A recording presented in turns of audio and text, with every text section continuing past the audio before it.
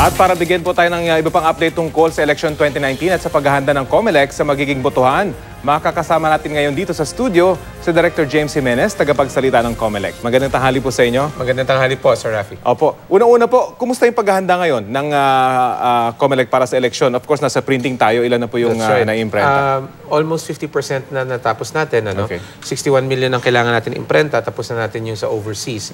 In fact, magsisimula tayo magpadala ng mga makina at balota doon. Pero dito sa lokal, again, more than 50, almost 50%.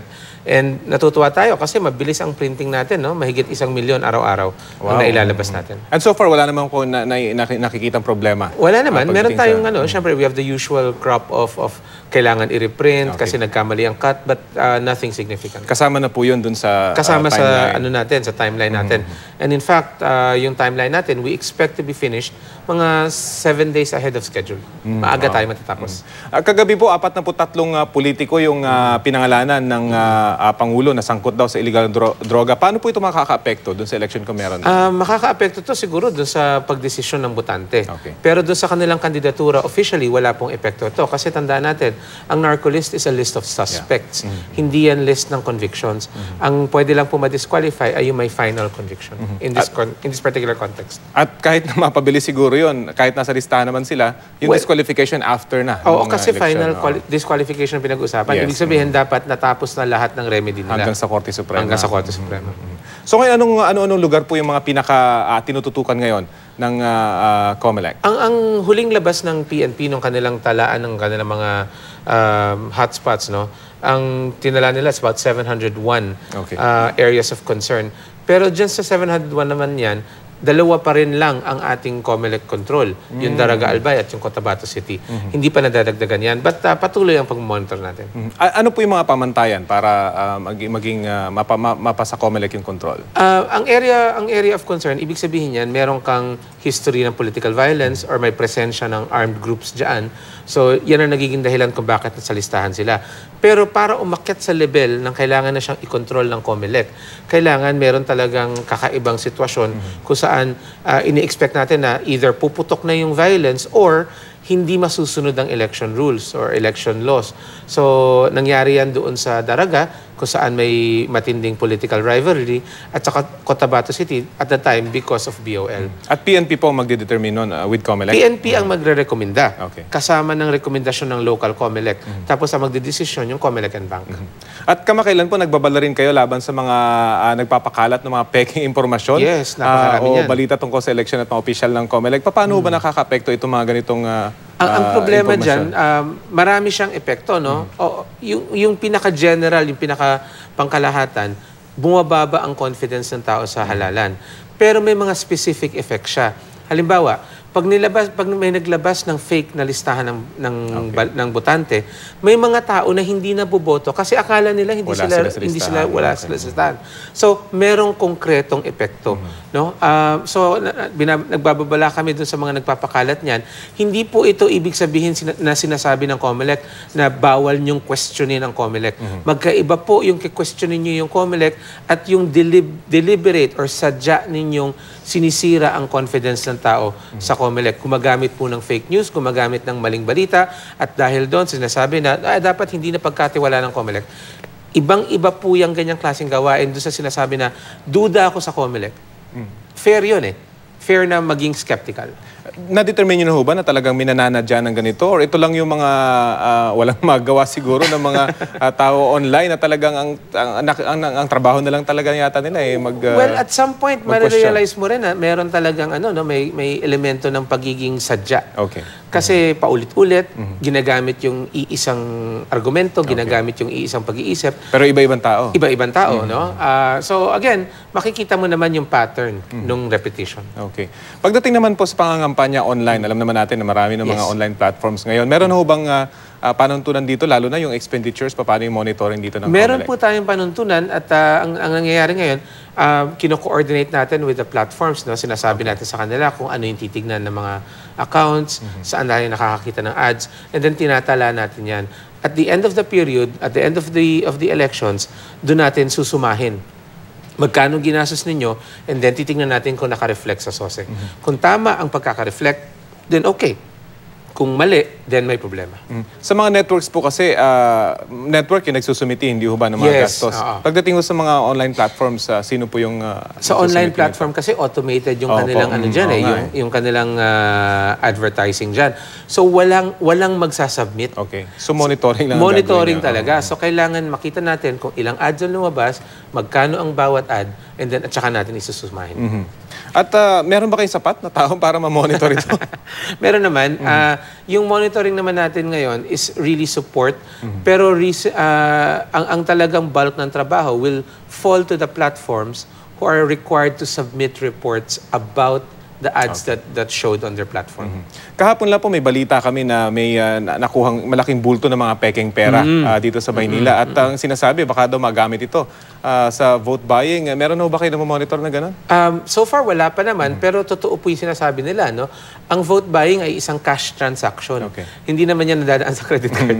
So cash talaga ang karamihan ng vote buying. Merong mga instances na vote buying na hindi cash.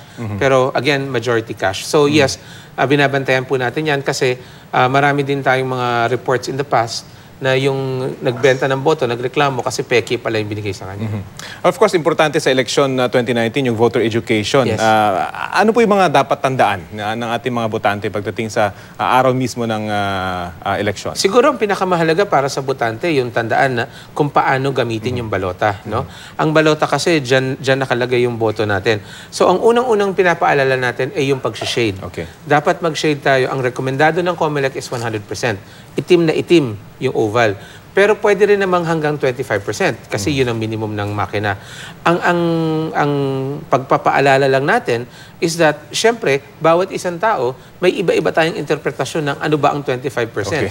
So baka yung okay na sa'yo, hindi pala okay sa makina. dapat para sigurado. So para sure, doon tayo sa 100%. Pangalawa, wag natin sulatan kung saan-saan yung balota. No? Meron tayong invisible na security marks dyan na maaring tamaan ng inyong tinta kapag sinulatan nyo kung saan-saan. Ito ang itsura ng ating balota para sa halalan. Ito ay sample ballot lamang. Pero sa ating halalan, ito ay magiging 20 inches dahil maraming party list. At makikita ninyo, nakalagay dyan kung sino yung mga iboboto, yung mga kandidato, kasama yung kategorya nila. So, senador, member of the House of Representatives, and so on. Ano?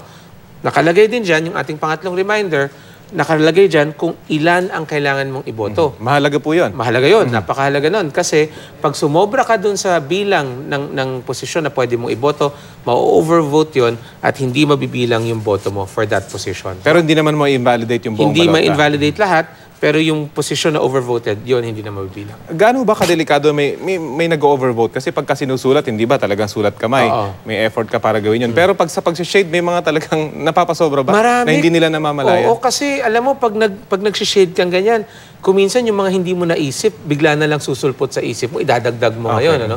So kung hindi ka nagbibilang talaga, baka mag-overvote ka. Kaya nga ang magandang reminder sa publiko, maghanda na ng listahan. Pwede nyo na makita yung balota sa website ng COMELEC at hanapin nyo lang yung balot para doon sa inyong munisipyo. Kasi unique yan per municipality. So makikita nyo naman paano nyo isi-shade yung... Makikita nyo kung paano i-shade at tsaka yung- makikita nyo kung sino ang kandidato sa inyo. At of course, nandito po sa ating studio ngayon itong makinang gagamitin para sa election 2019. Right. Gaano kalaki yung difference itong makina ngayon at saka yung ginamit nung huling election 2016? Ang difference niya is mostly in the back end, no, sa security and the speed ng makina. Pero yung basic function niya the same pa rin. Particular sa botante. Ngayon, itong mahabang tape na to, kung mapapansin mo, ang nakalagay dyan puro zero yung results, no? Ito yung zero report na kailangan i-print nung election inspectors bago magsimula. So, kung puputulin natin yan, makikita natin, nandyan, pipirma yung BI, tapos yung hash code ng sistema. Ngayon, para bumoto, so fill upan nyo yan, ano? Kailangan nyo lang i-slide yung balota dyan, sa harap. Of course, tutulong din naman yung BI. Merong May BI na mag-assist, tutulong. No? Ang pinapakita natin yung pinakapayak lang na proseso. Ngayon, pag naipasok na, huwag kayong aalis kaagad, hintayin yung lalabas ang resibo. Ito ngayon yung lalabas na resibo. Yung resibo, nakalagay dyan kung sino yung binoto ninyo. No? Again, ibibigay sa inyo to, pero hindi nyo pwedeng ilabas Okay. at hindi nyo pwedeng litratuhan. Kasi baka yan ang pwedeng gamiting Resibo ebidensya sa ng vote buying. vote buying. Oo. So ang gagawin, itutupi yan, bibigay sa'yo, tapos pag nabasa mo na, ihuhulog mo sa isang box na naka-provide para dyan sa mga resibong ganyan. No? And then of course, lalagyan kayo ng indelible ink. One last thing, make sure na gumamit kayo ng ating official marker. Hindi pwedeng gumamit ng ballpen, lapis, or sarili nyong marker. Ito dapat para standard tayo. No? At may tatak po yan. May tatak yan. Ito ay 2016 kasi sample to ng ating elections last year. No? Pero para sa mismong halalan, may tatak siya na COMELEC, yun ang gagamitin yung marker. Pwede pong gamitin tong marker pero hindi pwedeng iuwi. Iuwi at may mga Oo, gagamit kasi pa. may Oo. gagamit pa. Yun nabanggit yung pagbabasa ng resibo. Gaano katagal ito at imo-monitor ba yun ng mga BI? Wala naman time limit yan. Basta masatisfy lang yung botante. Ngayon, kung yung botante hindi siya satisfied sa nabasa niya, sa tingin niya May mali. may mali, no?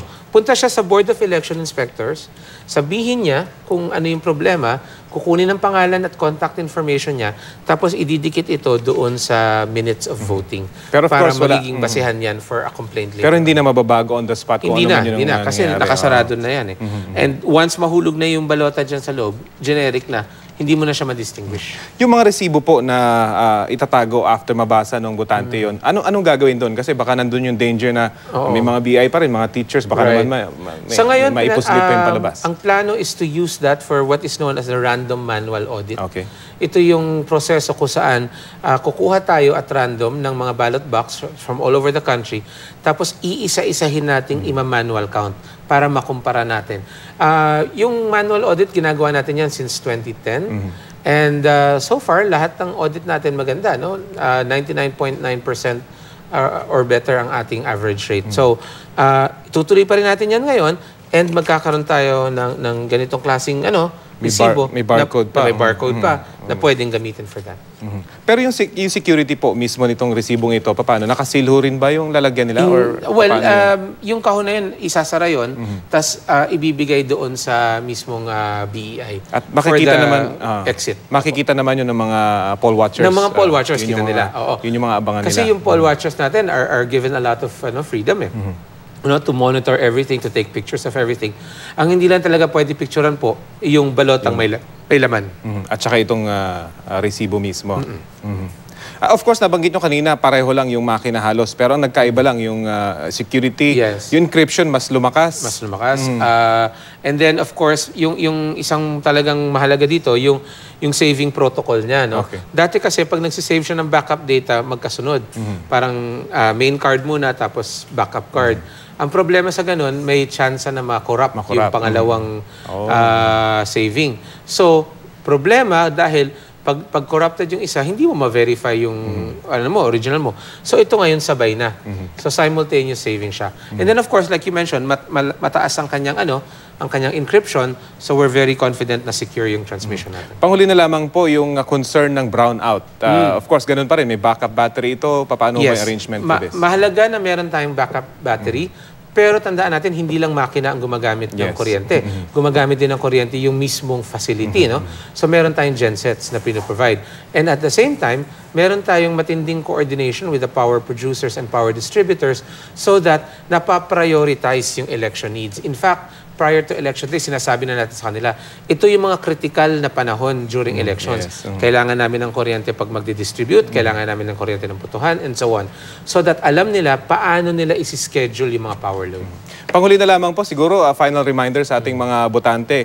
This early, pwede na sila maghanda. Nabanggit nyo nga kanina, pwede na lang puntahan nyo yung website, makikita nila yung mismong balota, na makikita nila sa mismong election. Right. Ano pa po ibang mga po pwede nyong bilin sa As ating of mga today botante? po, ang ating countdown clock ay nasa 59 days before elections. Tinatanong namin kayo kung nakapili na kayo. Mahalaga po na simulan nyo na yung proseso ng pagpipili at pagsusuri ng mga kandidato. Alamin ninyo kung anong kanilang paninindigan at kung ano ang gusto nyong makita mula sa kanila in terms of service. Pwede kayo magpunta sa website namin para tignan yung official ballot at malaman ninyo sino yung mga kandidatong tumatakbo sa inyo. Isa kasi sa mga fake news na lumalabas ay yung strategiya na ipapakalat na isang kandidato lang ang tumatakbo para sa isang posisyon. Okay. So mabe-verify yan dun sa website Mabe-verify nyo yan sa website. So maging mapanuri po tayo at makialam tayo sa darating na halalan. At again, mahalaga na i-check nyo yung mismong balota dahil kung may baka hindi familiar matagalan pa kayo sa pagboto. Para alam nyo na kung saan yung iboboto nyo. And of course, yung nabanggit nyo kanina, yung kodigo. Kasi dati, di ba, sinasabi lang yan pagka written. Pero kahit na shade, dapat may kodigo pa rin. Pwede nyo naman kopyahin yung nasa website namin. Pwede nyo i-print out para may sarili na kayong sample ballot. Okay, salamat po. Maraming salamat, Ginoong James Jimenez, tagapagsalita po ng COMELEC.